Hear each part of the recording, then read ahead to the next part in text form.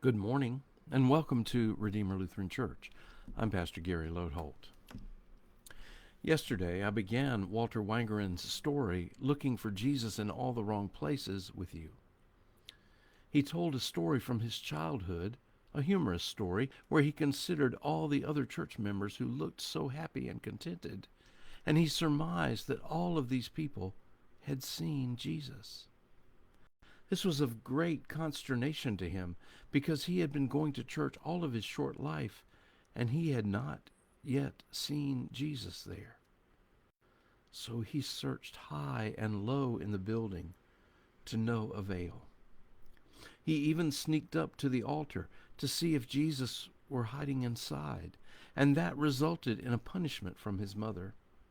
He had to sit on a bench for an hour, but during that hour he realized there was one place he had never looked, a place so sacred and hidden that it must be where Jesus was.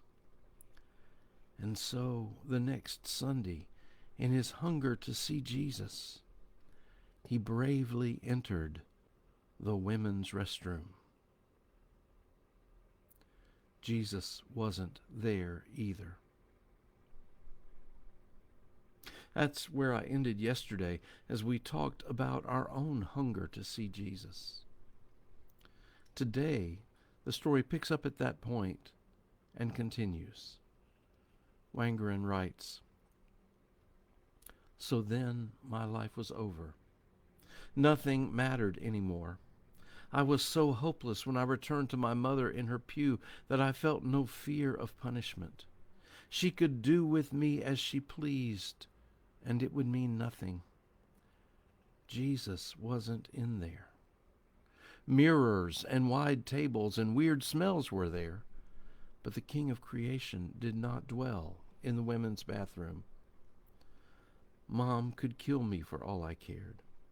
I had looked in the last place, and the last place was empty.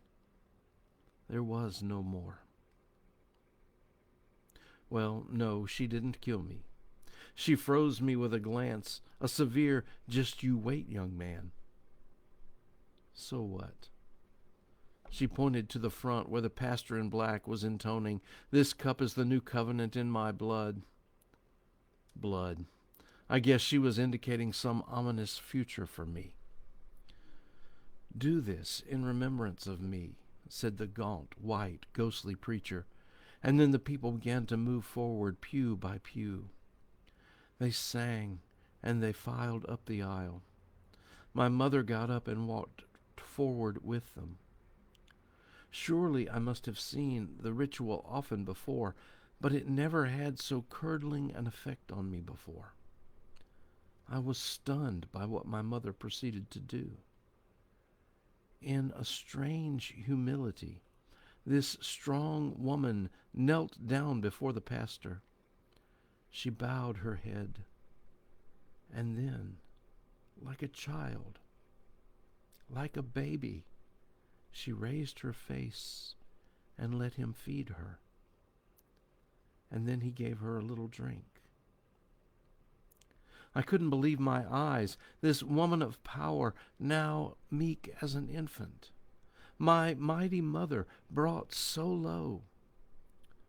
What power could have stricken her so? Yet when she came floating back down the aisle and into our pew, there was nothing of defeat on her face. There was a softness, rather, pliability and private smiling.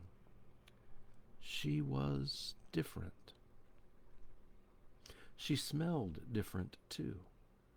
She came in a cloud of peculiar sweetness, a rich red odor. When she sat and bowed her head to pray, I stuck my nose near her nose, whence came this scent of urgent mystery. She felt my nearness and drew back. "Mama," I whispered, "what's that?" "What's what?" she asked. "That smell. What do I smell?" "What I drank," she said. I wanted to pull her jaw down and look into her throat. "No, but what is it?" I begged. What's inside of you? Oh, Wally, she shrugged, reaching for a hymnal. That's Jesus. It's Jesus inside of me. Oh, people of God, celebrate.